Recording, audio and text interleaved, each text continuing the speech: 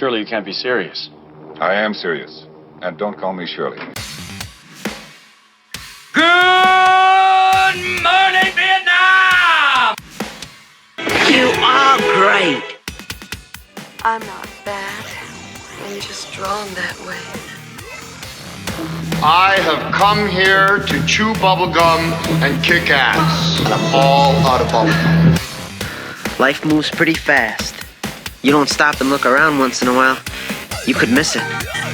My calculations are correct. When this baby hits 88 miles per hour, you're gonna see some serious... You're listening to the 30-something Movie Podcast. Classic movies, 30 years in the making.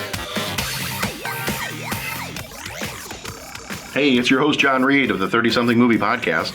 We had to break our 200th episode up into a couple of episodes because we talked for a really long time, and we didn't figure anybody might want to listen to a 4-hour podcast.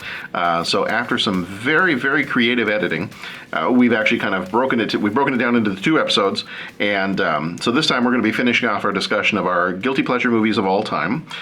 We talked guilty pleasure movies of the 80s, comfort movies, and then this time we're also going to be talking about our midnight movies, some of those that we might watch late at night, or ones that were just, you're up, you can't sleep, and a movie happens to be on, or ones that you remember watching late at night. And then our last category is going to be our juvenile guilty pleasures, those ones that we watched and loved as a kid, but maybe as we've aged, they have not aged with us. So we're going to jump right on into that, and this is episode number 201, the end of our guilty pleasures discussion. So let's jump to our guilty pleasure movies of all time. So this one, I'll go ahead and do mine first, and then Pat will do yours next. So guilty pleasure would be the difference here is either ones that people might not be thinking you would typically like, that you might be a little embarrassed if people knew, but you're not. None of us really would ever be embarrassed. But the thing is, if you had it on TV and somebody happened to walk in the room, you'd be like, I was just flipping through the channels.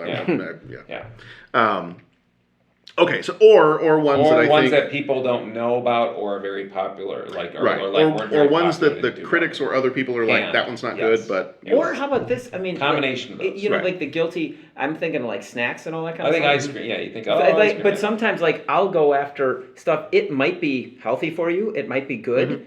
Just not in the quantity that I eat. So maybe that could be guilty too. It's just like I could watch that movie 6 days a week and twice on Sunday, and so that could be guilty too. Could be a good movie. Right. You just, maybe the quantity that you watch it is staggering. Well, and none of these, like as we said before, none of these, like I wouldn't be embarrassed to say I enjoyed any of these. But, because we have no shame, we had to come up with some way to define guilty pleasure. All right, so my first one, I started to list one movie and then I was like, well, but you know what? I'm not ashamed to say that I like that movie at all, and I think other people really like it too. So I had Moulin Rouge. And then I switched it to just Baz Luhrmann movies in general. Because I also, in high school, really, really liked the Romeo and Juliet movie that he did. Yeah. And I was like, I don't know if I'm supposed to like that movie or not. As a guy back in high school, liking a movie where Leonardo DiCaprio was the lead, it was like, no, that's a girl's movie. But I really like Shakespeare. Yeah. And I like when a director, I like when somebody takes something like a Shakespeare and updates it. And the idea, just the clever thing of, they pull out the guns and the guns on the side say sword. Yeah. And that, just stuff like that. And like the different setting, putting it in the modern day setting and all that. So. And I don't know if it's but when Mercutio looks and says, all will be punished. I don't know if that's how you say it, like punished, but I still quote that. And I know that, so I'm technically... After you say shut your pie hole to your kids? Well, sometimes it'll be in band, or sometimes it'll be at home, and I know I'm quoting Shakespeare, but it's because I saw it in that movie, and I'll just say, everybody calm down, or all shall be punished. Right. And I'm just I love that quote. And that movie, that Romeo and Juliet movie, came out when I was in high school, and I think until that movie came out, you could have asked any kid, you're like, hey, do you think Shakespeare's cool? And they would have been like, are you kidding? That's something we have to do for school. But then that movie comes out, and it's like everybody was quoting Shakespeare all of a sudden, and everybody had the posters, and everybody went to go see the movie, and they had the soundtrack, and they had all that stuff, and all of a sudden something Shakespeare was kind of cool for a little while. Yeah. You just need to bring it to life. And I like his movies for the visuals too. I like what he does with music, particularly in Moulin Rouge, where he takes the different songs and does the covers of them, but switches up the style. You know, Roxanne is done as a tango, or you know, all the medleys that he has, and but I just like the visuals of his movie. Like it's something that's the colors are brighter than they should be, even for a movie. Like you feel like every single one of these is more like a stage show, which makes sense because I think he was an opera director before he became a movie director. But I love the visuals. I love everything that he does with music and the score in his movies. So I've never seen. He has the other one, Strictly Ballroom. I've never seen that one before, so I don't know if I'd like that one or not. But I like all of his other movies I've seen. Next one on my list is I put this one on here because in high school we had in our locker room. I was on the football team. In our locker room we had a big screen TV and a DVD, VHS. I was probably VHS player at the time, and a big screen TV. And if we weren't watching Eddie Murphy Raw or Delirious in the locker room, which every time the coaches came in we had to turn it off, we were watching a movie from 1993 called The Program with James Caan. Have you ever seen that one? Yeah. So and this was all about a college football program and like all the bad things that go on, and you know, everybody struggling with being a football player, but you know, what happens if your life is falling apart when you know, football is the whole focus of everything. And we just watched this movie over and over and over again. And sometimes we'd go to a friend's house and be like, what do you guys want to watch? The Program. Didn't we just watch that this morning in the locker room? Yeah. All right, put it on. And then you go to somebody else's house. What movie you guys want to watch? The Program. It's like everybody, I don't know if the coaches bought that movie and stuck it in the locker room for us. Yeah. I feel like every person that I knew on the football team whose house I would go over to, we had all purchased a copy of The Program so that if we weren't in the locker room, we could go home and watch it too. That's awesome.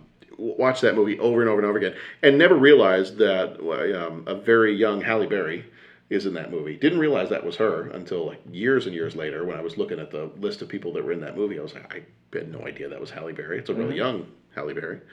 So here's the one I mentioned earlier. Booty Call is on my list. And I don't know why. When we were talking about guilty pleasure movies, I don't know why, but this is one of the first ones that popped in my head. It's like, this is a movie that I bet if you were to sit down and like go through IMDb and be like, all right, what movies would John list that he really enjoys? I don't know that in any, like if I gave you a Google Doc with 200 rows, I don't know that you'd ever put the movie Booty Call. No. But in college, we watched this thing over and over and over and over again. I don't know why. Yeah. It was just one of those that was like, all right, we've seen Fight Club 6 times. We've seen Star Wars a whole bunch of times. What do you want to watch? Well, I got a copy of Booty Call. Put it in. Let's go. So nice. I mean, Jamie Foxx is hilarious in that movie. Yeah. So I don't know exactly why, but it's one that I've watched way more times than I think I should ever admit that I've watched. But I still really enjoy it. And I have not watched it in years, so I would be curious to kind of go back and watch it again, but not when any of my family or friends are around. Next one on mine, I put Man of Steel. And the reason I put that one as a guilty pleasure movie is just because I think a lot of other people don't like it. Yeah. Like of the DC movies, of the DC movies, you know, I went to go see it, and I saw this thing probably 3 times in the first 2 days it was out. I went to go see it on a Thursday night. That was back before they started doing Thursday night movies as a regular thing, Thursday at like 7 o'clock. It was always like Friday at midnight before. Then they started doing Thursday night at 7 o'clock, but you could only buy your tickets at Walmart to go see that special showing. So I went and bought my Thursday night ticket, went to go see it then. The next day, I think I saw it in the morning at another theater, and then I think I went with Jeff to go see it in IMAX at a theater close to where he lived. And so I think I saw it 3 times in the first day or two. In the first 24 hours it was out, I think I saw it 3 times. The two. I for some reason I thought thought you would have more put Batman versus. No, because that one is the one that really got. That's the one that really got panned. Yeah. Where Man of Steel, I think people liked in general. I think, although it says 55%. But you liked Man of Steel better than I really liked Man of Steel. I thought was good, except my only critique was that the fight scene at the end was too long.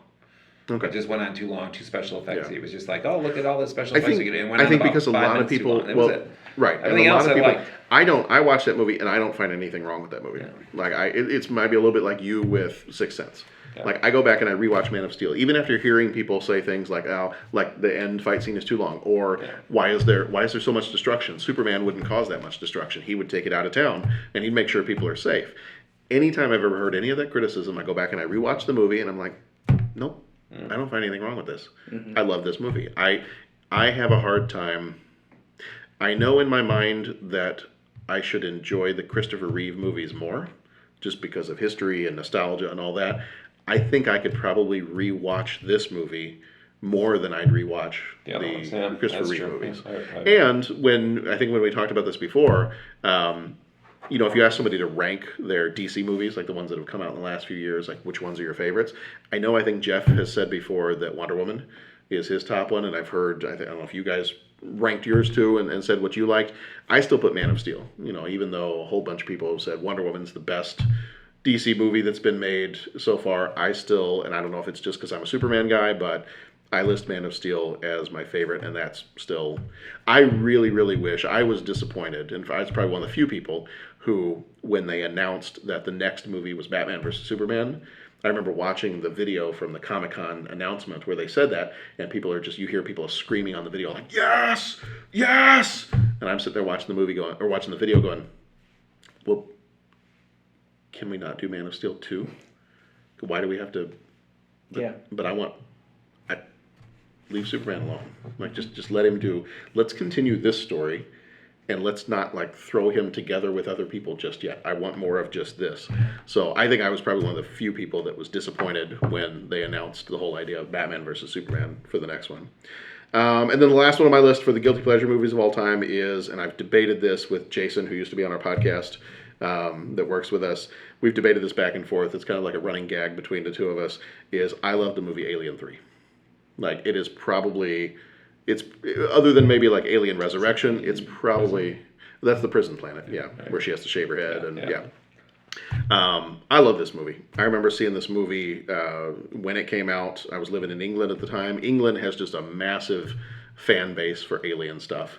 There were Alien comics all over the place. They used to have a interactive tour exhibit called Alien War in downtown London, where you'd go, you pretended like you were on a tour of a research facility, and these Marines were taking you through the tour, and then all of a sudden the lights go off and alarms start going, and this person in an alien costume smashes through a wall and grabs the Marine, and then this other Marine is like yelling for you to like, go, go, go, get down the hallway, and so you're doing this whole like interactive thing. I love that thing. I don't know how many times I went through that thing, but I loved it.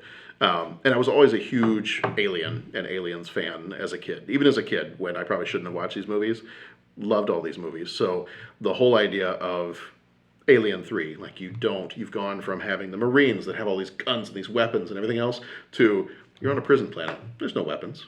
How are you going to fight an alien when even in the first movie, you had like some rudimentary weapons. You got nothing on this prison planet. And not only that, it's almost like a bigger, faster alien because it's a dog version of the alien. So I don't know. I love that movie, and I don't care what anybody says. I still love that movie. Cool. All right, Dennis, did we do yours? No, we didn't do yours yet. We didn't do yours yet either. We're going to do yours next. Sure. Yeah. Is that okay? Yeah, go. All right. Well, you know what? My first one, it's like, oh shoot, I forgot this comfort movies of all time. But it will fit into guilty pleasures, but only if I look at it, it's a really good movie, really well done. I'm just guilty with how many times I've seen it, and that's The Hunt for Red October. I believe I saw that 20 times in the theaters when that came out. Okay. I think I saved up every penny that I had and would just keep going back and seeing it.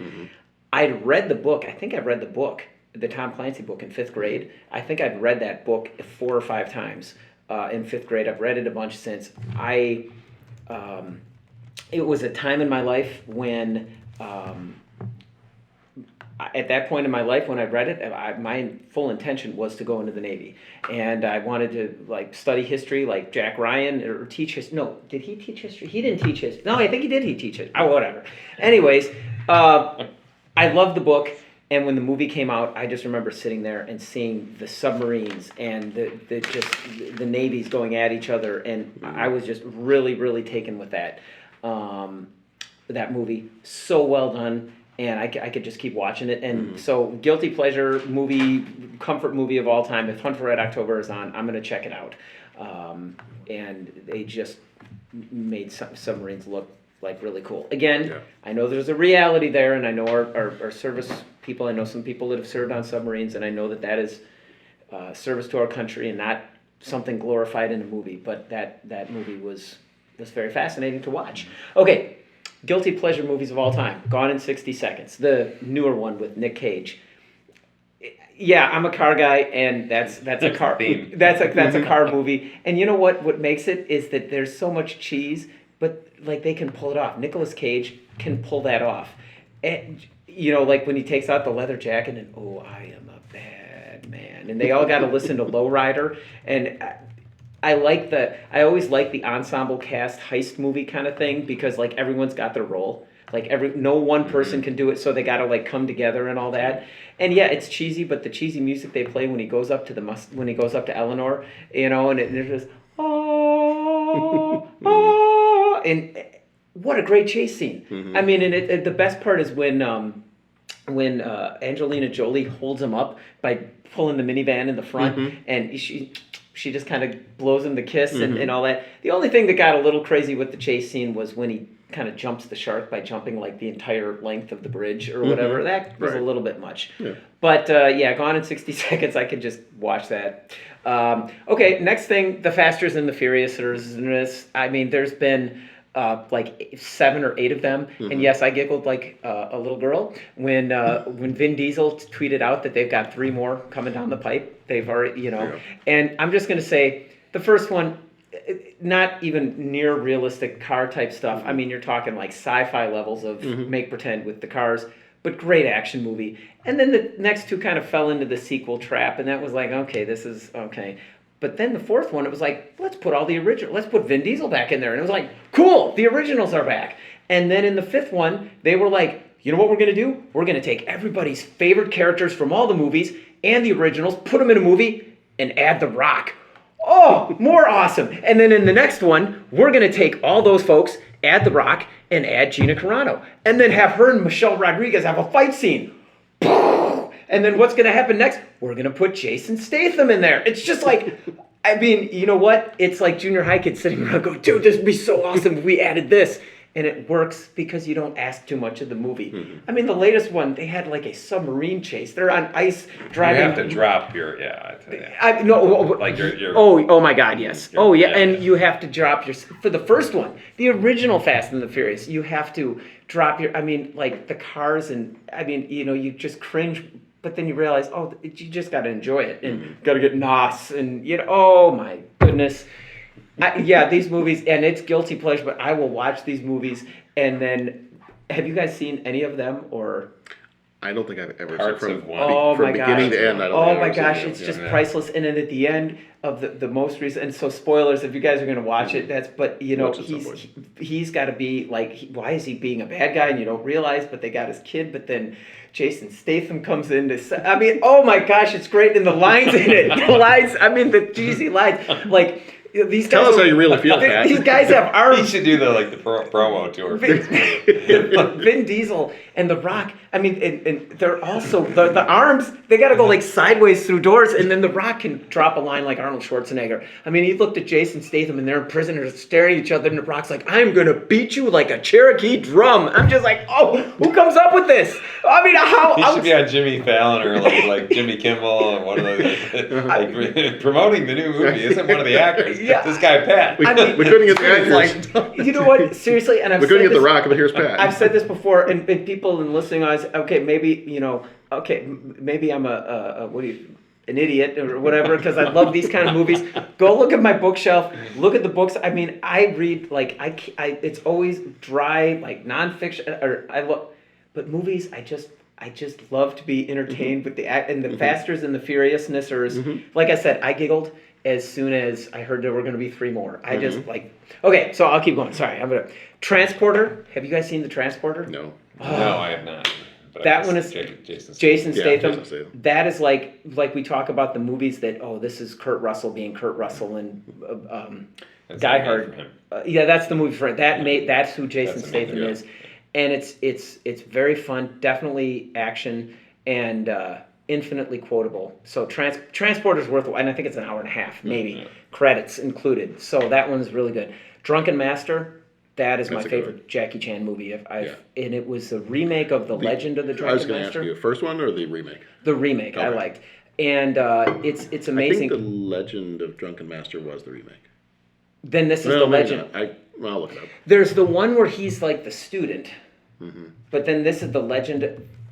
Look it up. Whatever the one that came out in the 90s, where he's got his Legend of Drunken Master. Legend of Drunken Master is the 90s one. Yeah, 94. That's the one I love, and the intricacy. That's the only one I've seen. I haven't seen. Oh my gosh, the intricacy in the fight scenes.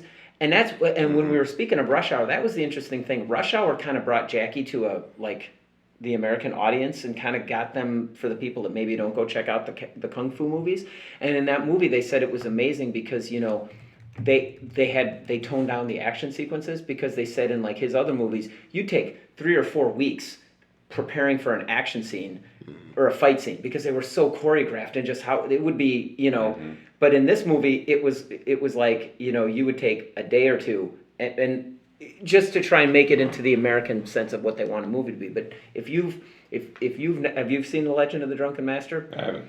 It's great. And I mean, the final fight, like, you just watch this thing and the things that that this guy can do, and he's jumping around, landing on one foot, coming he and his team, because it's always, if you look, like the bad guys always look the same, and that because it's like he's got this whole troop that goes around with him. So these guys know each other, they can read each other, and so these fights that they come off with are so deliciously choreographed. Love Drunken Master. No special effect, yeah. Pardon me? And without special well, effects. Yeah, Right? and It's all, that's all. I mean, I don't know if maybe a couple places they do wires, but he's doing his own stunts. I mean, and you see it in the credits when he's like rolling through the lava and everything. These guys are coming in with like fire extinguishers and Okay, sorry. I'm keep it going. Troy, I love like the Gladiator and Braveheart and the big, the big ancient combat movies, and I could put those on.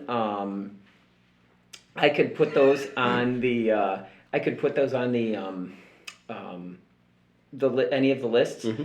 But I'm going to put Troy under guilty pleasures because I know a lot of people gave Troy a hard time. Yeah. A lot of people did. The bronze, You're talking about the what's his Brad Pitt. Brad Pitt one where he's all like, right. Yeah, I know. People gave it. I couldn't get past. I know. People give it a hard time, but I really like watching. I really liked watching Troy. I liked the actors that they had playing the different characters, and I mean, like the scene where.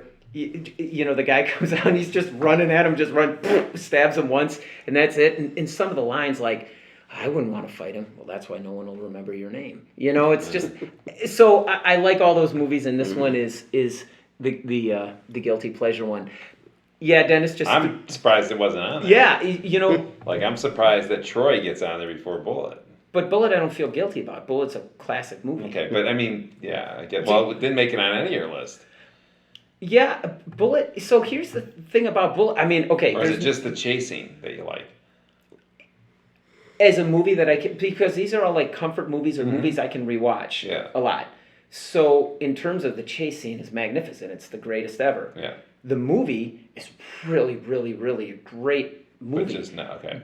But you see, I can watch it, but it's not like I can rewatch it and rewatch it and rewatch. When I watch like The Great Escape or any other The Great Escape. That's like old friends. Like I said, I mean, Bullet, I can watch it, and I'll watch it maybe once a year, but it just doesn't, it's not like I can just rewatch. So there's nothing against it. It's just one I kind of have to be geared up for. And I remember, it's a fantastic movie, well acted, and they even said Bullet when it came out was like, just almost documentary-esque with how police procedure and all that kind of stuff. And I like it. I like it a whole bunch. I'm like, oh, maybe that would be it. I know my movies are all car themes, so it's like, why are you leaving out Bullet? Yeah. So no slight, and it's not that I don't like it, but we're talking like category wise. Yeah, the comfort movies, and I'll watch Bullet, but it's So that's right. So guilty pleasures for me, we got While You Were Sleeping. It's got Sandra Bullock in it. It's a obviously kind of the sort of cheesy love. Is it Bill Pullman? Bill Pullman in it. Yep, and guy in a coma and that whole thing, and she doesn't know him, but if it's on, I somehow she pretends to be his pretends fiance to be or his something. fiance because she gets him to the he falls on the tracks, and then she's there, and then they're like.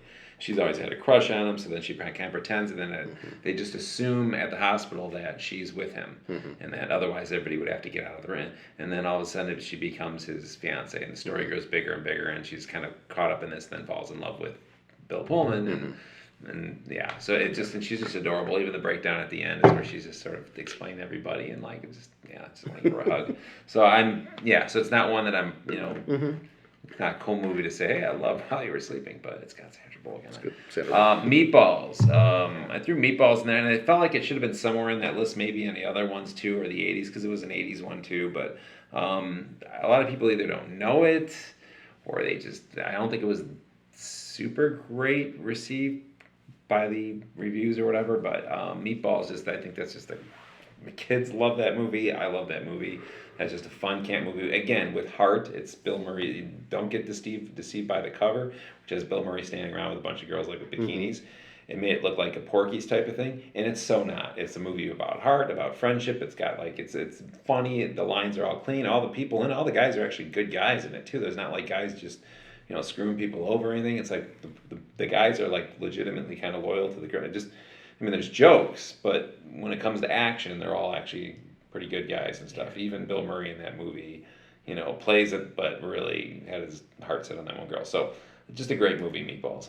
Last Temptation of Christ. This one obviously is a polarizing film for a lot of people, and I liked it back then. It was a very interesting, thought-provoking film. Doesn't profess to be gospel, so I took that for what it was, and it was just a great, I think, idea of just to say, what's that one moment where Jesus on the cross and says, "Why have you forsaken me?"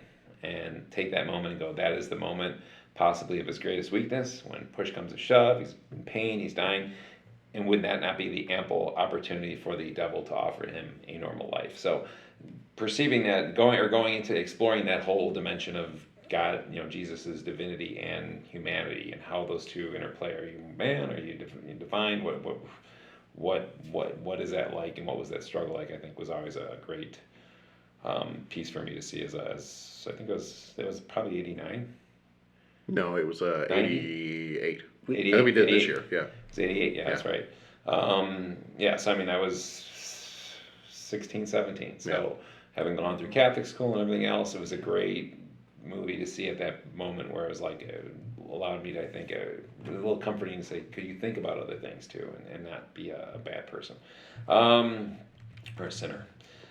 Kingpin, just a fun film that it's one of those ones that like you're not proud of saying, oh yeah, Kingpin. I want to show the kids that, but I heard there's like a PG-13 version. I don't even know what that would be like.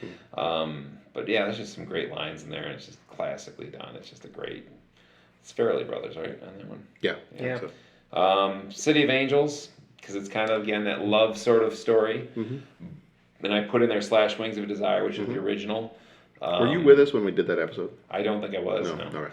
And City of Angels, Wings of Desire, put them kind of together on that because that sort of genre. But it's, again, a very interesting, I should have put City of Angels on mine because I really like that movie, and I didn't realize until maybe it was you and I that were doing the Wings of Desire one, and I was reading up on it that I didn't even realize. At first, I didn't realize that Wings of Desire and City of Angels were basically the same movie. One just a remake of the other, kind of. One more popular and popularized and more of a love story, Hollywoodish story, where the other one was more. And what I didn't realize was just how many people do not like City of Angels. Really? Like really don't like it. Like critics gave it bad reviews, people give it bad reviews. Did not realize that. I really like that movie, so that I probably should have put that on my list because that's another one that's a lot of people don't seem to like. But I think in this way, it's a very. I think it could be a very inspiring film about what it is to be alive and thankful. And here you got angels who you think would be like, oh, great. It just and to have things that happen in it without spoiling it, because there's no need to spoil it for this one. Like my daughter was watching and she's like, this is going to happen. And I'm like, yeah. I'm not going to say anything. And you're hoping it wouldn't. And it such torture. Right. But that's that is life, right. you know, and there's good and bad, and his speech at the end is so good about it. You know, if I won this, won that, you know. Yeah. Escape from New York, classic Kurt Russell, brings back memories of my family watching that film. We used to watch that one a lot. Donald Pleasance, the ending of the film, and just still want, every time they're driving at the end, Brain, you want it, because you've seen it, right? Mm-hmm. I'm going, just don't hit the landmine, Brain.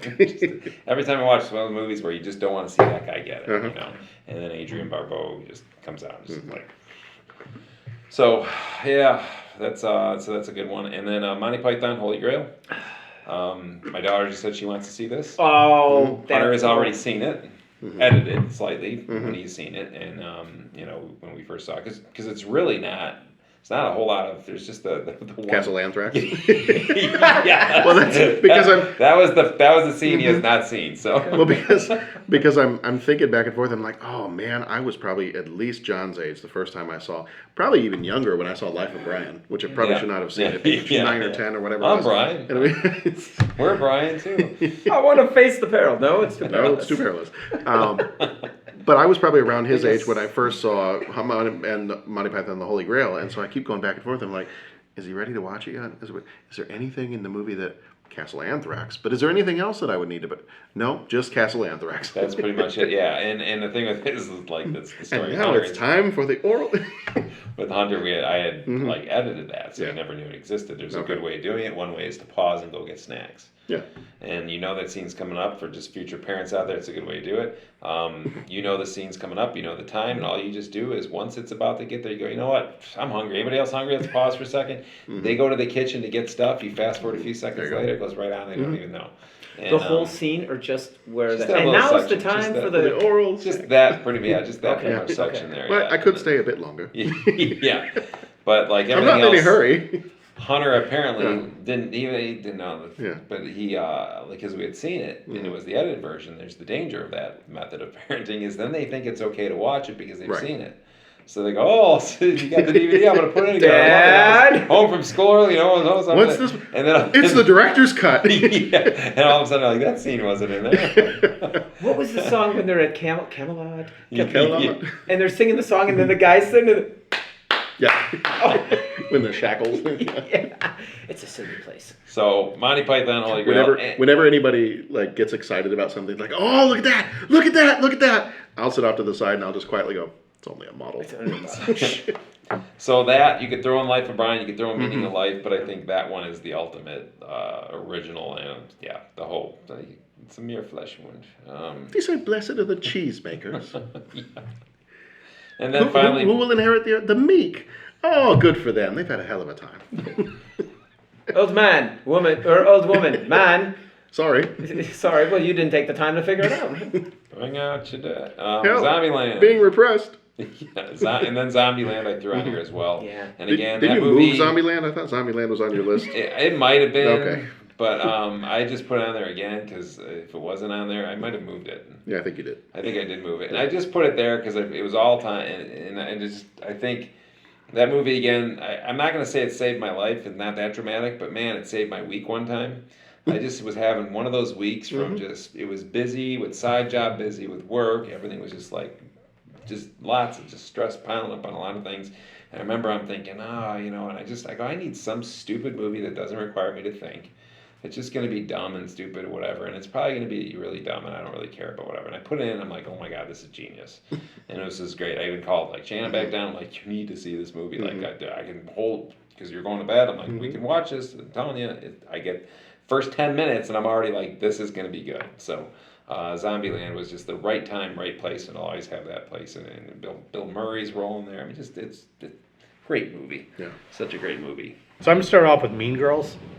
I love this movie more than I probably should. I don't know why. I don't know what it is about this movie. I find it hilarious. I had a project in college in one of my education Quoted classes all the time. where we had to watch Mean Girls as part of our class, and then we had to kind of talk about how we would approach the behavior of the kids in this movie. And that was there were different bits and pieces to it, but the idea was you had to watch Mean Girls as part of your project. And I was like, are you kidding? I was one of the only males in my class, and so all of the other people in the class, they were like, "Oh, I've seen that movie. I love it." And I'm sitting there going, I don't think so. I mean, I'll watch it for the project, and then I watched it and I actually enjoyed it. I was like, I don't know if I'm supposed to like this movie, but right? I kind of like this movie.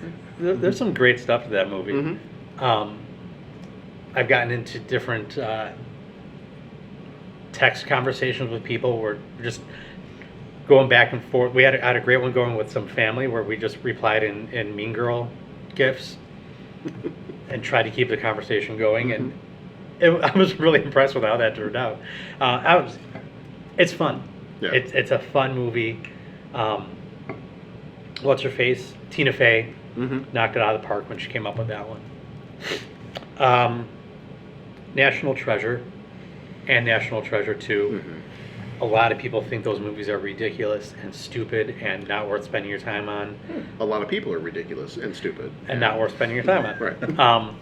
So this is one of the moments that I knew that Katie and I were meant for each other, because not only do we both adore and quote these movies, but there was one year for Christmas where... She asked you out with invisible ink that you had to put lemon juice on and spray with a hairdryer? Yes. And then, when we did a gift exchange, she got me the Blu-ray editions of the movies, and I had gotten her the DVD editions of the movies. Nice. So that's when you know, like, well, we are just totally meant to be. Which ones do you still have now? The Blu-ray. Oh, okay. Because they came with DVDs in them as well. There you go. So everybody wins. There you go. But yeah, I mean, those... I love history. I love American history. I love the idea that some of this is actually plausible, because when you do look back at a lot of our history, you look at monuments and statues and the way things have been constructed, there are very specific reasons why things are made a certain way. There are specific reasons why there's this many steps on this at this monument, and this many columns at this monument, and this many soldiers at this monument. So who's to say that there isn't some possibility that something like this could or could not happen? Now, is there a secret map on the back of the Declaration of Independence? Probably not. But is there a code embedded in some old piece of writing somewhere that could be used to decipher a message somewhere else? Probably. Possibly. You look at Washington's Culper ring, right? I mean, the 5 people that didn't know each other, that communicated with each other to protect him in the presidency. That was a great show. Did you ever watch that on AMC? Turn? No. Oh, it was really good. The whole thing, it was all about the Culper ring and Washington spies. Yeah, it was really good. Brilliant. It went maybe like 3 or 4 seasons, but it was good. It's over now, but... True Lies. Nice. One of the best Schwarzenegger movies out there, and a lot of it has to do with Tom Arnold.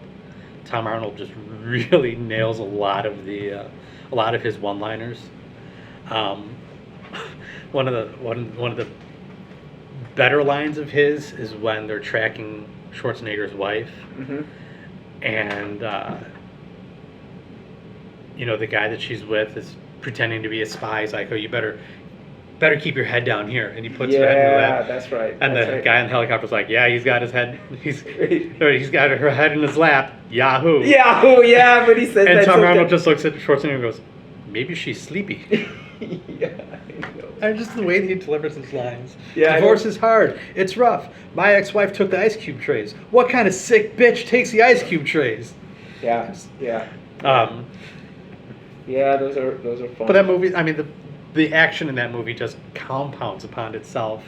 You just get to the point where this clearly can't get any crazier. And then they're fighting on top of a jet. They're flying the Harrier, and he's Yeah, we'll watch that movie a lot. You've killed people? Yes, but they were all bad. You've Got Mail. I love that movie. Okay. I love I love Tom Hanks in that movie. I love Tom Hanks in almost every Tom Hanks movie. But there's something about that movie, You've Got Mail. And I've seen the original, and the original was okay. The original, it's based on a movie called Shop Around the Corner, which is what the name of the bookstore is in You've Got Mail. But there's a sweetness to it that I really like. Same thing with Sleepless in Seattle, which is next on my list. There's a sweetness in Sleepless in Seattle. There's tragedy. The wife dies. The dad is trying to do the best he can to raise his son. His son just wants to see his dad happy. Gets him onto a radio show to talk about his wife's death. And you have Meg Ryan's character, who just is one of many that fall in love with this guy over the radio. And just the way that the two of them end up finding each other, and that it's, it ends up being a very happy, feel-good movie. She's not happy in the relationship she's in, and she just needs to see this through. Talking about Sleepless in Seattle. There's just, and it's another fun, quotable movie. What else do I have in here? Return to Me. David Duchovny, Minnie Driver. David Duchovny's wife dies in a car accident, and her heart she's a donor, and her heart goes into Minnie Driver's character, who needs a new heart, and the two of them end up finding each other and falling in love. And it's this idea that these two hearts are meant to be together. These two hearts belong together. You have Carol O'Connor in there, who plays a very, very sweet grandfather to Minnie Driver. You have Robert Loggia, also great. And there's a great deleted scene in that movie of Robert Loggia, Carol O'Connor, and then there's two other old men that they hang out with it's a group of them hanging out all the time, and they're singing Tommy Boy, and just I don't know, it's a very sweet moment that I wish was left in the movie. Got it. And then finally, guilty pleasure movie, The American President. Aaron Sorkin, pre-West Wing. Clearly, you see him cutting his teeth and getting ready to do West Wing. It's a little odd because you have some of the same actors from West Wing in American President in different roles. So you have to kind of separate yourself from, if you're a huge Sorkin fan, as I am, as we are, you kind of have to separate yourself from what you know of the West Wing and those characters, and to kind of see them in the light that they're being portrayed. Next category, midnight movies, or movies to watch when you can't sleep. I already said earlier this evening, about 7 hours ago. Basketball. I don't know, that movie is so bad, but I love it so much. I don't think I've ever seen it. Oh my God, it is so bad, but it's so great. It's very quotable. And at some point, I'm going to turn it into a drinking game, and I'm going to do a shot every time someone says the word dude. That'll be the last thing I do, because I will die. But there's something about that movie that's just awesome. A lot of fun. And I don't have it on my list, but I'd even throw the South Park movie in there as well. Okay. Very, it's South Park guys that do basketball, so it's same type of humor. Okay.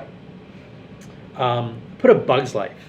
And I don't know what it is about that movie, but I find that if I can't sleep at night, that's one that I'll put on.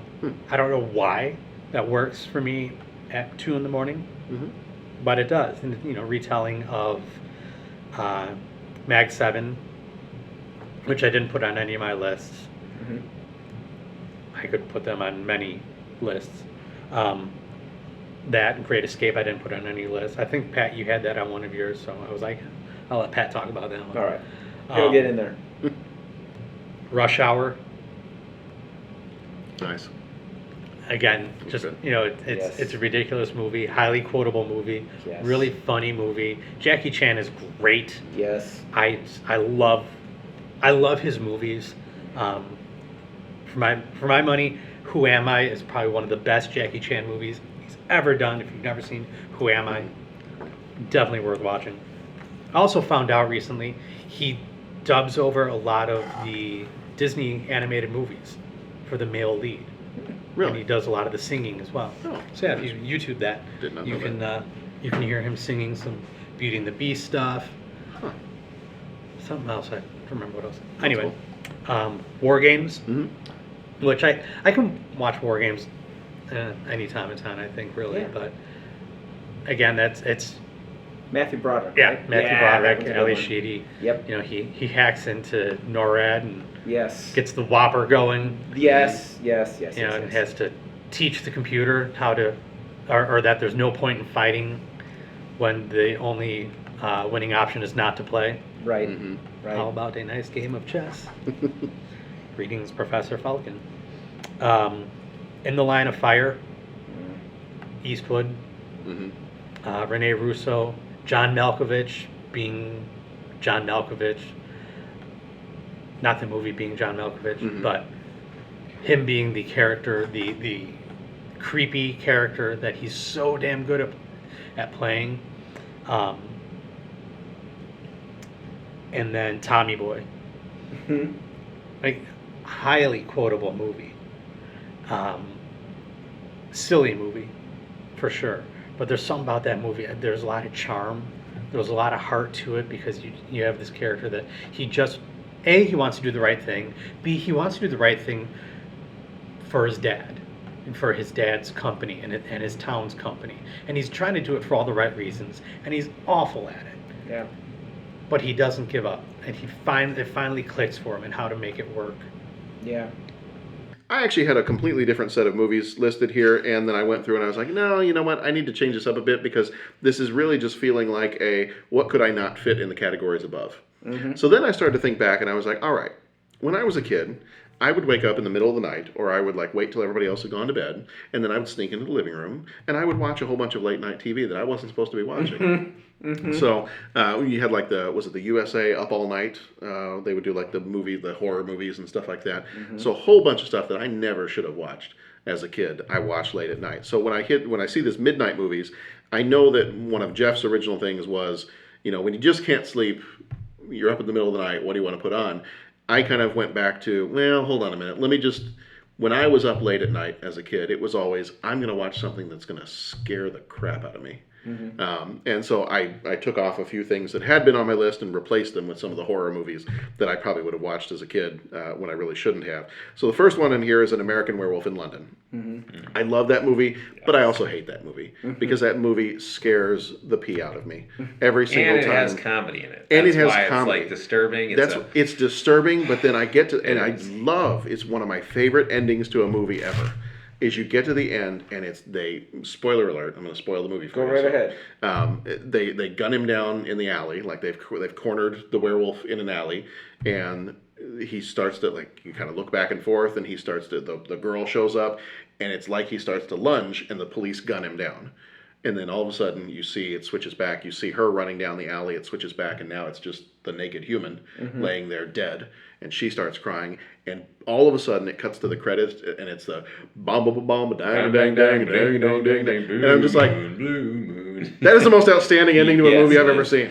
I love it. It's because it's the way the whole movie is. Yeah. It's got the serious and the dramatic and the buddy scary. just keeps following him throughout the movie. His dead buddy that he sees everywhere. With all the comments. It's just, cool. Flashlight Have hanging you seen off that? his. Not yet, but I'm dude, looking for it. Yeah. It's awesome. It was the guy who was in the. I always knew it famously for the guy who was in the 7-Up commercial, correct?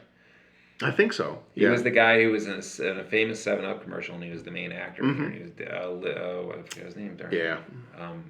David, I don't remember his name. David something. I thought David was his name in the movie. I'll look it up. Okay, But look it up.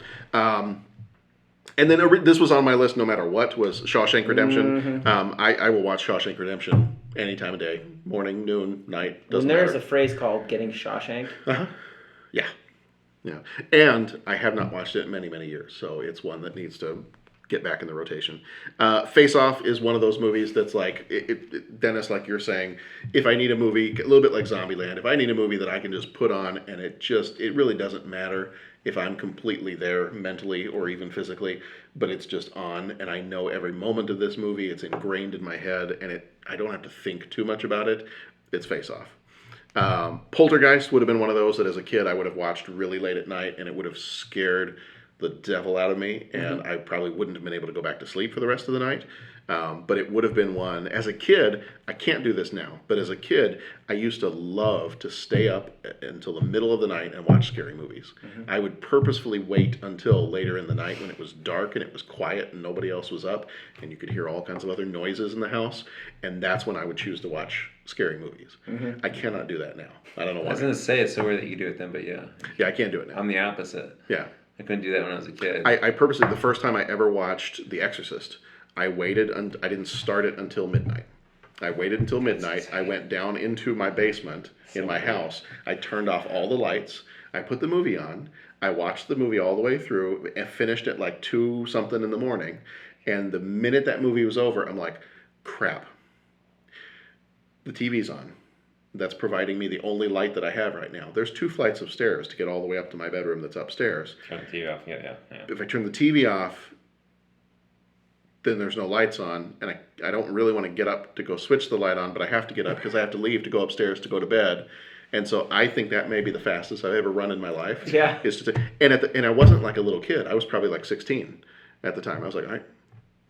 Click, run. And I ran up those steps, and I was like, if something's going to get me, it better be faster than I am right now because I am. See, that's weird that you would torture yourself like that as a kid. Where I loved it as a kid. The one thing I noticed from Autumn, like when I was a kid, and what Autumn does now is if we ever watch anything scary, she has to follow it up on something with TV that's happy and funny. Really? Okay. Whether it's a cartoon, whether it's whatever, she needs something. Whether it's a talk show, it's got to be something that's not that exactly. She needs that to go to bed. And when I was a kid, that's kind of how I was. I didn't let people know that all the time. But I mean, the scary. It's very weird that because I think out of everybody, I think I'm the scary movie guy who can tolerate those still now and likes those if it's a good smart one. I don't like slasher films and all the gore stuff, but no, it's smart. I can't do ghost story, smart, scary, something. I love it, and I think it's because I feel like I had to counter that. As I was thinking about this, I was like, why is it that I was scared to death of this stuff as a kid? I felt like part of it was like to be a man, I have to be able to do that. Like my dad's not afraid. So at some point, and then if you're gonna have your own family, I can't be like sitting there. Oh, there's a noise. Oh, guys, can you go check that out? Like I have to be, like the man. Like it's the stereotypical man type of thing. But I'm like, so I felt like early on, I just kept going. Got to keep watching. Got to realize there's a crew right behind that lens. Like right to the side of the lens of the frame of the camera, and they're all drinking coffee, eating donuts, and laughing as they make this horror film, and that's what it is. And it's just, and so I was able to process those better. But man, you doing that, I could not do that as a kid. There's no way. Those movies that you mentioned, Exorcist, when I saw little bits and pieces of Exorcist terrorized me because I always thought, okay, am I gonna get possessed? Oh yeah. Just by watching this, is it gonna open the door? As a little kid, so other things that are on my list here: Poltergeist and Creepshow. Like I saw those when I was a kid. Yeah. Yeah, when I probably was about 10 years old when I saw Creepshow and Poltergeist. I was pretty young when I saw those too, and I don't know why, and I was totally terrified every time I do this. I'd stay up at night sometimes, and I'd watch the old Nightmare on Elm Street TV series that they used to have. I'd watch that thing. The only thing, and what's hilarious is I could watch all these shows with the monsters and the werewolves and the ghosts and the other. The one show I could not watch that terrified me more than anything else was Unsolved Mysteries. I could not watch that show. If I hear that music even today, I'm like, nope, turn it off. Yeah. Get that thing away from me. Yep. Get behind me, Satan. Yes. I could not. And I don't know if it was because I knew the difference between those movies are fiction, but this Unsolved Mysteries thing is at least pretending or making the assumption that it's real. Right. And I can't handle it if it's real. I can handle it if it's fiction. And I know Exorcist and I know Freddy Krueger and all that's fiction. But the last one I threw on here is Event Horizon. That's the other one that even to this day, I don't think I can ever watch that movie ever again because it terrifies me. Okay. Everything about horror movies that terrifies me is in that movie. So I cannot watch that movie ever again. So if I'm giving you recommendations on things to watch, don't watch that one. Because you're not a scary movie guy. All right. So do not do Event Horizon. Okay. Those are my midnight movies. Pat, what do you got? Okay, so if there's a reason that I will stay awake, I've never had a problem not going to sleep. Yeah. Like I've never, usually every movie will put me to sleep. But there are 3 things that if I need to watch a movie at midnight, and I'm awake and it's midnight and I'm going to watch a movie, there are 3 different categories. First one, Bond. Any Bond film, I'll watch Bond. Sometimes I'm in the mood, I got to watch a couple, 3 Bond movies. I don't know if you guys remember some of those old cable channels would run the 12 Days of Bond marathon. Those things got me through term papers. Those things got me through Christmas vacations. Love Bond. Second category are some of the ones kind of towards the bottom of the list. 12 O'Clock High, The Enemy Below. You can probably throw In Harm's Way in there as well. War movies and kind of from an older generation. I grew up watching all of those. grew up watching all of those movies with the family. I think as war pictures, sometimes you run the risk of the older war movies not quite holding up as well, or kind of doing the glorifying thing. The one In Harm's Way as John Wayne, and sometimes the John Wayne films sometimes do the glorify. But I think those movies hold up pretty well, and just fascinating for me, either plots or explore a certain aspect of the Second World War that I like watching. So yeah, that would be the second category of movies, would either be like 12 O'Clock High, Enemy Below, or In Harm's Way. And finally, in these last three that I'm going to list are movies that, one time someone said, how about movies that when you watch them, they changed you, or they changed your outlook, or made you a better person? If I can't sleep, usually there's various things that'll be on my mind that are kind of keeping me awake. And at that point, I'll take a look either at Saving Private Ryan, Band of Brothers, or We Were Soldiers. And all of those movies I think they're all like Oscar and award winning and all that kind of thing. They're extremely well done war movies, and many times that's usually when I look at not action movies, but like war movies that aren't meant to be enjoyed like I would enjoy, all the stuff I said about action and explosions and submarine chases and all this kind of stuff. Mm-hmm. To me, that's fantasy. Yeah. These movies, a little bit different. So those would be the ones that I usually. That's what I end up watching at midnight. Would be that. There you go. All right, Dennis. You got to be done with your list now. So. I got to be done with my list now. So I keep changing things, but I know I was changing like a bunch of these as I go through.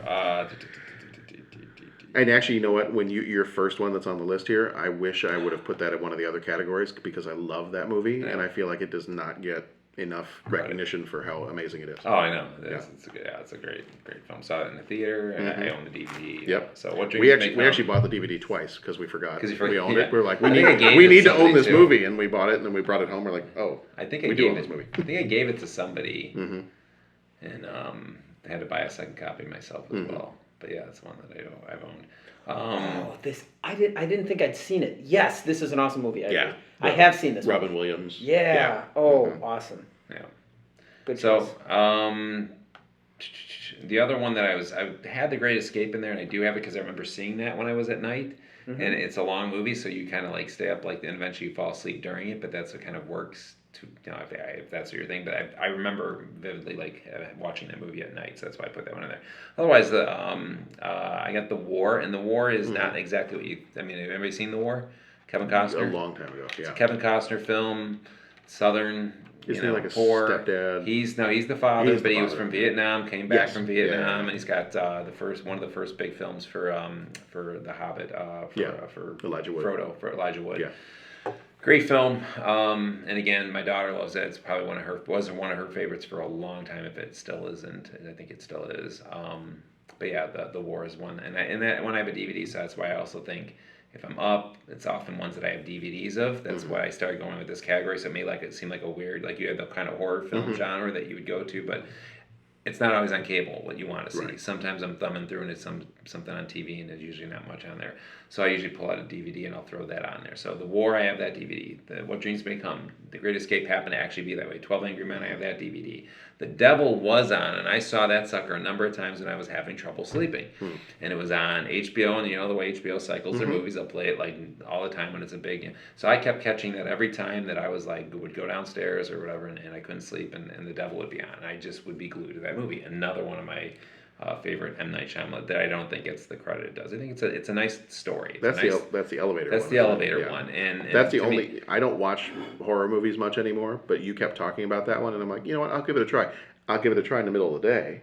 I'm not gonna watch it at night. I did, yeah. Oh, I liked it, yeah. Yeah, and I liked it. Did you see it yet? I've read the plot. That's all I can get to. I've read it on Wikipedia. Isn't it, again, doesn't it have some heart to it, and it connects, and it all, it's like, okay, that's pretty cool. If I get an elevator, you will like that. You'll like this. I know, I read the whole thing. I know how I don't know the twist. Because I couldn't bring myself to watch it. No, that's because it was either. Here's Pat's version of The Devil. Okay, he gets in the elevator, the door is closed. I told him this, yeah. And Pat goes, before we start, does anybody else want to get off? That's right. Because if the lights go off, I don't care who you possess, because everybody in the elevator is going down first. They couldn't get off. Pardon me? That's the thing. They couldn't get off. They couldn't get out. See, that's the whole premise. They're stuck. They want to get out, but they can't. They're trying to get them out, but they can't. Here's the thing. Pat would get out. They're stuck in there with me. You know what? You can take anybody you want because I'm going to kill everybody. Okay? I can't trust anybody. See, now you can't leave. Bam, bam, bam, bam, bam, bam, bam. Everybody's dead. Bam, bam, bam. He's got a gun now. I'm not stuck in here with you. You're stuck in here with me. That's oh, great line. Oh, my God. It's you down. Yeah. Yeah, I read the plot. Stuck in here with me. Can't move. Yeah. And just so you realize that's like in that movie, because I don't watch the whole thing of that. It's been on like Watchmen. Yeah. And whenever I see Rorschach's lines, man, I love his lines. And then again, end of the movie, that one. There's movies that you see that you're like, Steve McQueen, you want him making it over the Yes, you want him to make the jump. I keep believing he's gonna make it. He's gonna make it. He will make it. He's gonna make it this time if I watch it again. In that one, it's in the Watchmen. It's somehow Rorschach doesn't get. It doesn't happen because it's just. I feel exactly the response that what's his name feels, and when it happens, he's like, no, he's just freaking out. It's just blood. But it's just these in the face like Armageddon. Just all right.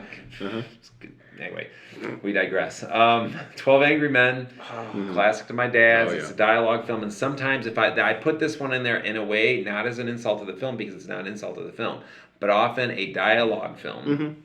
It'll keep you engrossed, but eventually, because it's all talking, I probably hope to fall asleep, but I will be entertained until when I don't, when I do. So that's why it's a great film for that. I think it was because it's not a insult that this movie's boring, but there's not a ton of action. It's all dialogue. So you're listening, it'll keep you up for a while, but then eventually you might just it's like reading a good book and falling asleep is the way I look at it.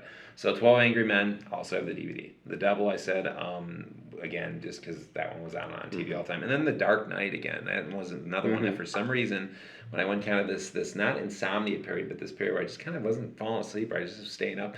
God, Dark Knight's on. So all of a sudden I'm watching Dark Knight. And wherever that movie's at, if I pick it up 30 minutes in, I'm watching the rest. If I pick it up at the beginning, I'm watching it.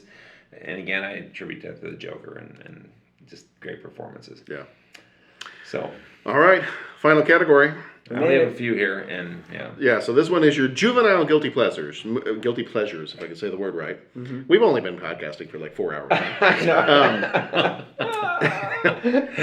We could have watched The Great Escape. We could have. We could have watched a couple of these movies by now. Twice. Yeah. No. Way ahead of you, Dennis. Way ahead of you. I have been.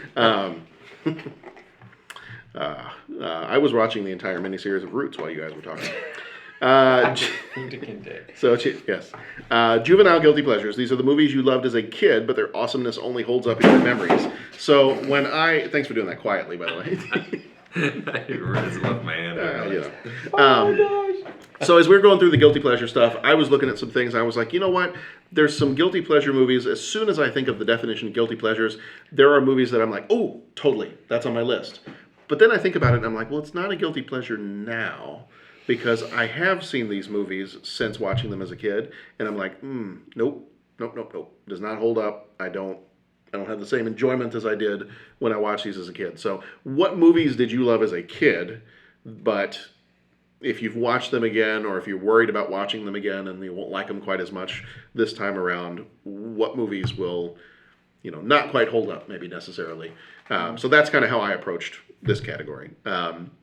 Mine were Teenage Mutant Ninja Turtles 2, The Secret of the Ooze. It was like a kid in a candy store when this movie came out. I remember going nuts for this whole idea, and then I probably just lost it and started screaming in the theater when they poured the ooze over Shredder and he became Super Shredder at the end of the movie, and it was like every other kid in the movie theater watching the Ninja Turtles movies. Go Ninja, it was just, go Ninja, well, you had the Ninja rap too. I mean, that's can't deny the Ninja rap. Turtles 2, Secret of the Ooze. No Holds Barred. Have you guys ever seen this one? Is that the it was Hulk Hogan and Zeus. No, okay. Right. So WWF introduced this character named Zeus, and he was a big, huge guy, and the idea was I don't remember if the storyline was he broke Hulk Hogan's back or something. They were doing like an interview, like one of those interviews they do with the wrestlers, and he comes on and he's this brand new wrestler nobody's ever seen before, and people try to fight him and like they can't even hurt him. And this was still back when I thought wrestling was real because I was a kid. So they come out with this movie, and the idea behind the movie is the same thing, that like he's this unstoppable wrestler, this unstoppable opponent that nobody can defeat. And I remember as a kid, like Hulk Hogan was my hero as a kid when I used to watch wrestling all the time. And the fact that now all of a sudden there's this bad guy that Hulk Hogan can't defeat, I'm like, oh man. Yeah. So I remember watching this movie, actually at the time, this movie and Suburban Commando. Did you ever see that one? Yeah. The two Hulk Hogan movies. That I loved these movies as a kid. I have since watched both of them. I'll just say I loved them as a kid. That's all I'm going to say. Okay. That's not to say that they're really horribly bad movies. But I loved them a lot more as a kid than I do as an adult. Little Monsters, we're going to be doing that one next year. That was one we watched over and over and over again as kids. That's the one with Howie Mandel and Fred Savage with the monsters under the bed, and you go into the bed and you end up in the monster world, and you can travel to other people's bedrooms. And it's a little bit like a Monsters, Inc. kind of thing with the doorways where you can go to the different houses. And I put in Michael Jackson's Moonwalker. I was originally going to have us do Michael Jackson's Moonwalker, is it this year or next year? Might have been this year. I think it came out in '88. And I put it in there because it's really not, it doesn't really have a coherent story to it. It's not like a movie. It was kind of like their excuse for putting together a series of music videos. Yeah.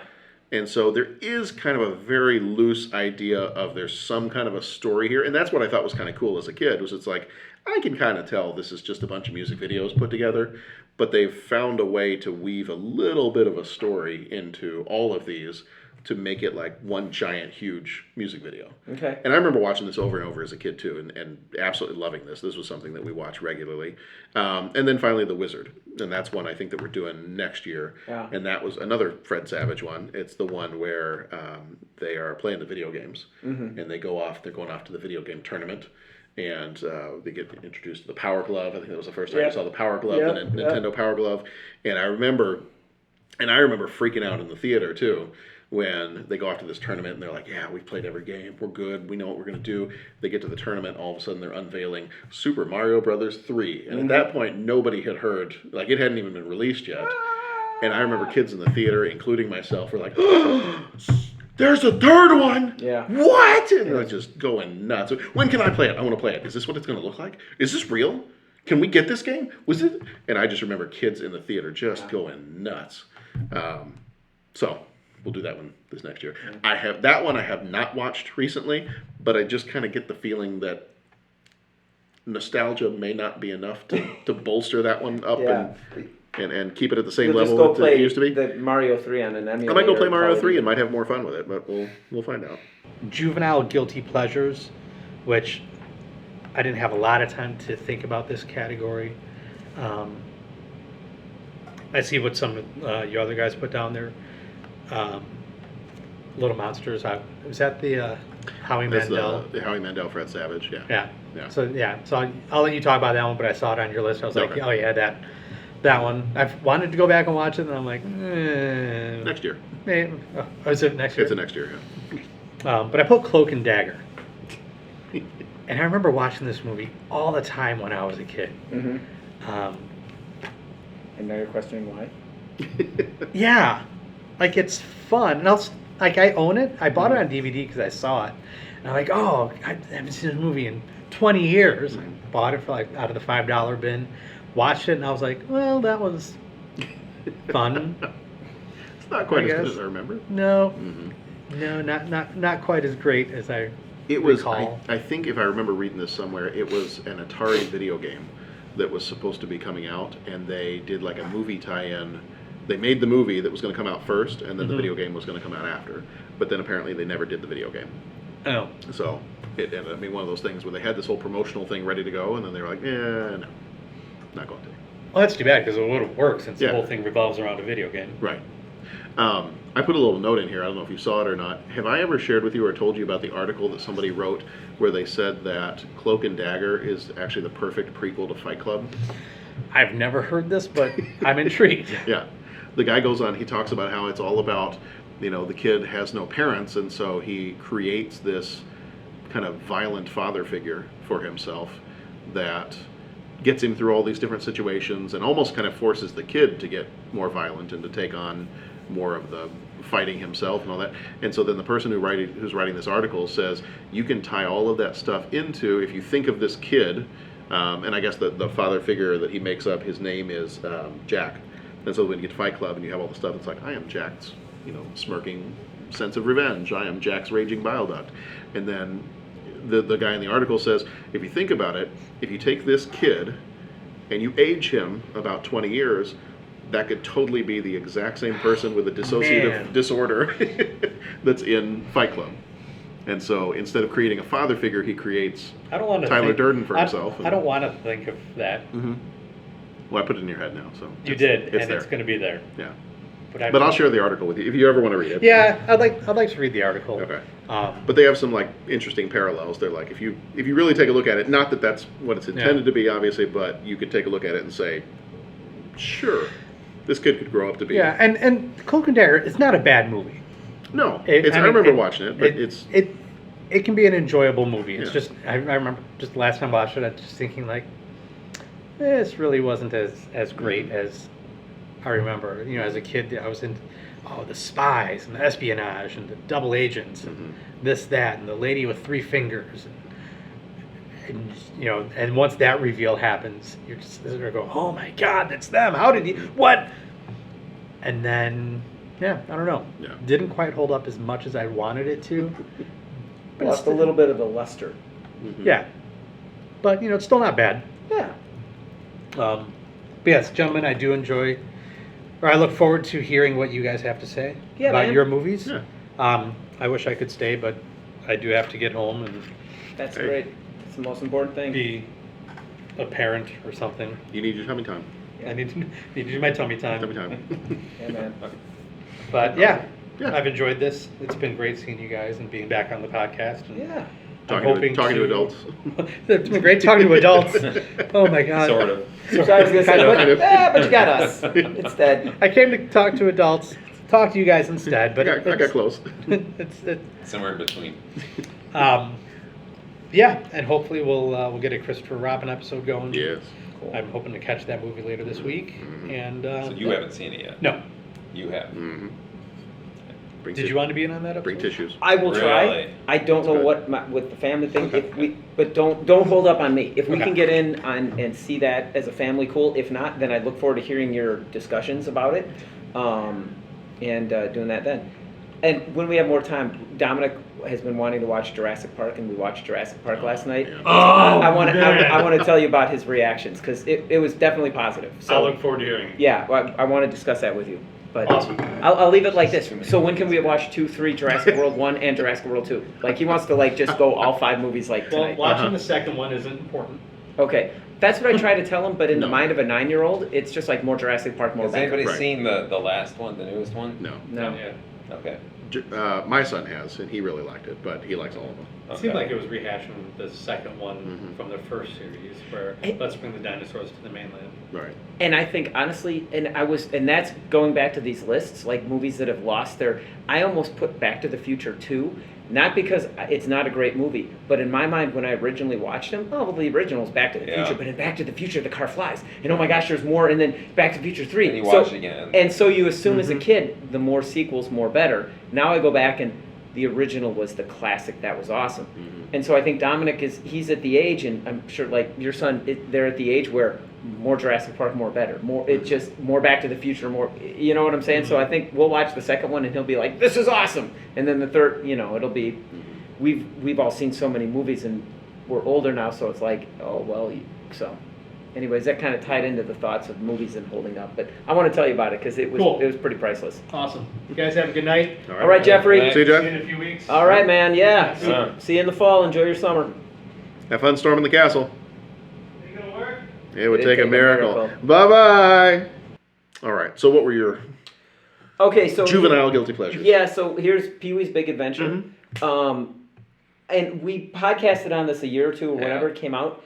I remember watching it just going, I don't find this as entertaining as when I was a kid. And everyone looked at me agog and was just like, are you kidding me? Or what's wrong with you? Well, you were wrong, but yeah. Well, it was just like, and again, like everyone was up for a fight, and I'm like, well, I'm not gonna fight. I can see why. I mean, it's a very distinctive humor, and he's a cool, cool. I mean, he's a character with heart, and you want to see Pee Wee succeed. And everyone's like, oh, don't talk to Janine Carrozza about this because she'll kill you. Yeah, and it's like I don't have anything against him. I just remember seeing it as a kid, and I remember. Because every scene came back to me. When we rewatched it, like I thought, oh, I must have watched this movie a whole bunch. And I remember it all, but now I just watch it and it was like, I don't have any, like I don't, I just don't get it. I just don't, it doesn't work for me. Nothing against it. Right. I can't, like, I'm sorry, I got nothing to point to other than this is just, sorry guys. So. Not your flavor anymore. It's not my flavor anymore. So you know what? It's not you all. It's me. It's not them. It's me. Well, that's true. Yeah, it's me. And so I'm, the juvenile guilty pleasures. It's just not my, just not, and it probably wasn't my thing back then. So I suppose I could put Neverending Story on there too. But I mean, that's a fantastic movie, and it just is. I just didn't get it then, and I never admitted it. Because I thought, oh, I just don't get it. And now I'm older and I just don't care. And it's like, guys, I don't get the ending. So you can listen to those podcasts. And again, nothing against Pee-wee's listening audience. Nothing against Pee-wee's Big Adventure. Nothing against Pee-wee. It's all good. It's just not my thing. Not your thing. Don't worry. I just put Hunt for Red October on my list. Okay. Yeah, that's fine. And Gone in 60 Seconds. That's good. Well, you can put those. I mean, I'm not, you go right ahead. You go right ahead. You go right ahead. Nothing against. That's fine. I mean, I got. As long as you're scoring those movies where they are because of something in the movie, or as opposed to just. No, I'm trying to get Pat. My problem is the people that watch Pee-wee's Big Adventure. Pearl Harbor. Yeah. Yeah, sure. Tell me why. So Pat's next month. Yeah, I'm sorry. See, you got to go. You throw down, and then you got. Go. All right, well, let's keep it going here. Red Dawn. I remember a buddy of mine, and he probably, if he's listening, sorry, but he loves this movie, and we watched it as kids, and it was like, oh, cool action movie, all that, and now I watch it, and probably even then I watched it again, and it's just like, okay, yeah, this is pretty, and you could tell it's trying to advance a certain agenda and mindset and all this kind of stuff, so yeah, that one doesn't quite hold up as well as, when I was a kid, and, action movie and all that, and then finally The Patriot, that didn't come out when I was a kid, but a younger kid than I am now.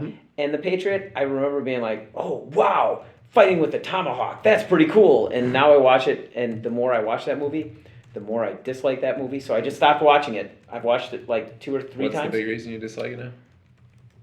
Do you have time? Is it the historical inaccuracy? Yes. Okay. And I got to be real honest, and we talked about, I'll just put it like that. The fight scenes are really cool. And yay, history being brought to life and blood and guts and all this kind of stuff.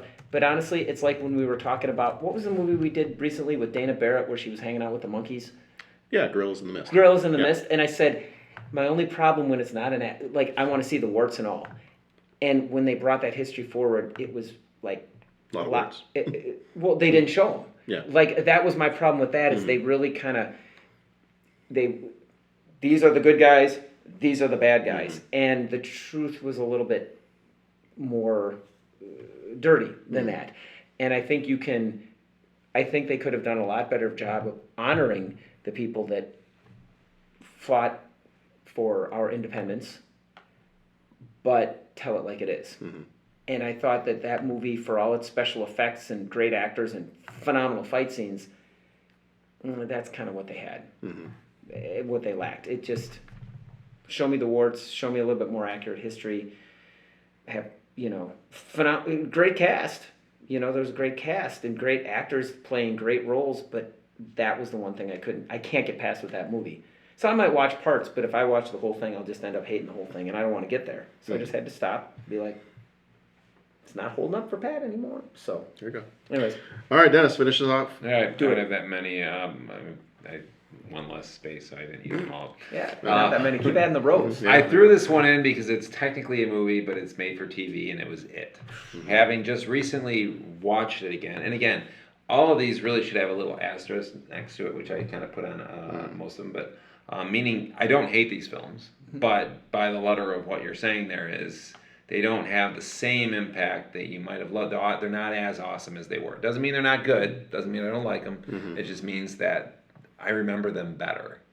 That doesn't mean they're bad. Doesn't mean, oh, I hated that movie. It's not like I went from loving it to hating it. It's more like I really, really loved that movie as a kid, and now it's just kind of okay. So that's that. Having said that with these. So because I love Tim Curry as the great, that's great, but the effects in it, back then the cheesy effects, the monster, and some of the lines, the delivery and stuff was really, we just watched it, and we watched that, and then we went right and watched the new one. And it was like the new one blew the old one away. Now granted, I still have not seen the new one yet. You haven't seen the new one? No, the new one blows the other one away, I think it does. But like I said, Tim Curry's performance is excellent. If you throw Tim Curry in the new one, I mean, you got yourself a great movie there. It's like, but because he was just kind of that just swarmy clown with the smart, just, hey, the way the delivery was good. The new clown's very, is a bit different than that. So there was your It one. So that's it. So again, I liked it still, but as a kid, I remember thinking, oh my God, I'm afraid. And I kind of almost laughed at this one a little bit. That's when I was like, it's a little funny because it's a little cheesy now, and the lines are delivered a little weird, and those are the special effects. It was like, wow, that was really pretty. That was a limiting factor for them back then, I guess. But back then, I mean, it scared me as a kid. Silver Bullet, barely made it on here for this list. I was trying to think of somewhere where I'd watched the movie and was like kind of praising it a little bit, and then watch it with the kids. And the kids' also responses were a little bit like, yeah, it was okay. And Silver Bullet as a kid, I remember loving that movie, and there's still some great lines. But overall, it wasn't as great again as I remembered as a kid. That's the one with the kid in it. Is it not Kirk Cameron? Is it Cameron? The one heartthrob he like. You just maybe yeah. I want to say Kirk Cameron. Is it Kirk Cameron? Silver Bullet. Corey Haim. Corey Haim. There you go. Yeah, I was Kirk. And then the other then the guy Gary Busey. Gary Busey. Yeah. As the uncle, so it's a good movie still. Like it's a good movie, but it didn't have the same effect on me as it did when I was younger. The Nutty Professor, Eddie Murphy, and the only reason I put this one's such a stretch because I still think it's a great movie and a great version. But and maybe it's because I've seen the jokes, heard the jokes, is I remember laughing in the theater hysterically when we saw that, and I don't laugh at comedies that loud too often, like out loud laughing. But when we watched that in the theater when it first came out, The Nutty Professor back then, my brothers, my friends, we were at Hillside Theater, I believe it was, and we ended up watching it and laughing uncontrollably for a lot of it, the whole dinner scenes, everything. And when I watched it this time with the kids and stuff, it was like just not as funny to me. And again, it lost some of its awesomeness. It doesn't mean it's a bad movie. It just wasn't as I thought. I'd be like, wow, this is so great, and was. You might kill me for this one. Yeah, I'm just gonna say. You might kill me for this one. Yeah. Ghostbusters, same thing. Ghostbusters and again, asterisk is there, so don't need that. I explain what that means. It doesn't mean that I don't like the film. It doesn't mean that I don't think it's a great film. Yeah. It just didn't have the same reaction for me when I watched it as an adult, again, like older, than when I did back then. Maybe it's because I know the lines. I think that part of it is that you've seen it, and then I'm thinking, wait, isn't there more? Like I still love Rick Moranis. I mean, there's a lot of lines, but it just didn't have the same knockdown, funny. I remember just being like every minute of it was awesome back then, and now I was like, there's some lulls here, and there's some jokes that I already heard before, so it did. So again, I'm just. So like when you guys talk about replacing Harrison Ford as Indiana Jones, it's just you're tired. It's lost its awesomeness is all I'm saying. Doesn't mean it's not a great movie. It just lost some of its awesomeness from when I was a kid. And then finally, Time Bandits. I told the kids they're going to love Time Bandits. It's going to be great. I was like, oh, this is great. I love this movie because I remember watching that sucker a lot back then. And when I watch it now, again, there was some lulls and some spots where it just seemed like it didn't. And again, good movie still, and I think the kids liked it, but they thought it was okay, and I thought it was just okay. It was good, but not like I remember it. Like wow, we would watch that one whenever we had the VHS, and we would watch that movie a few times, and it just seemed to have a little slower pace. Something about the pacing and the British, I don't know, it's a little bit different. So again, all of those are not movies that I dislike, for the record. So no complaints here. It just.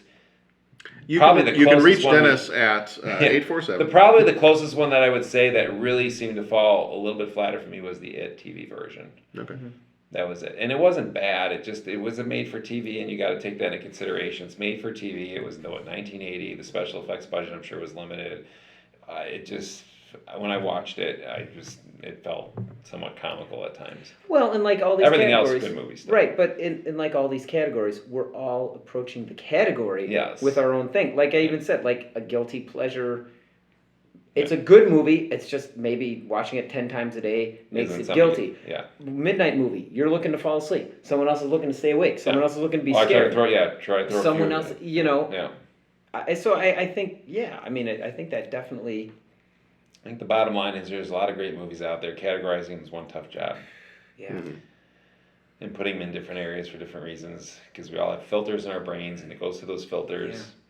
And this might mean something to you because of who you saw it with, and this might mean something because of when you saw it and what point in your life, and and then just trying to remember them all. You see all of them. Well, and like this, I said earlier, I could potentially put Back to the Future Part 2 on this list, only because Back to the Future was so awesome back then. Was Back to the Future we called the perfect movie. Yeah, now it's just good, but I always thought more. Back to like Dominic asking, he wants to watch Jurassic Park 2, and it doesn't matter whether that's a good movie or a bad movie. It's going to be more Jurassic Park, So it's a tough task. That's why it was a daunting task when you see a blank thing with 5 spaces on it. I'm actually tweeting right now while we're recording this. I had been tweeting out screen captures of our different categories on Twitter, and I got a question right away from one of our followers on Twitter, and they were asking the question. I had just sent these out, so it was the one that had your asterisks on them, and the question came up right away, and they were like, so what does the asterisk mean? So I was clarifying. I was like, well, it just means that they might have lost some of their luster in, from childhood to now. Excited as a kid. Did you put this list up on? He's trying to get me killed. So excited. So excited as a kid, and when you watch it later, it didn't live up to that same excitement. It doesn't mean it wasn't a good movie. It just, it must have been the time, the place, and everything else. Yeah, they said it was the podcast called So I Married a Movie Geek. And they just asked, what's the asterisk stand for? And I just said, Dennis just wanted to clarify, he doesn't think they're bad movies. They might have been ones that were awesome as a kid, but they might have lost some of their luster. Not that they're bad, just clarifying. Then we had somebody else actually reply just right now, another podcast called the Dare Daniel podcast, and they just replied with an animated GIF of the Monster Squad. There you go. Because Wolfman's got nards.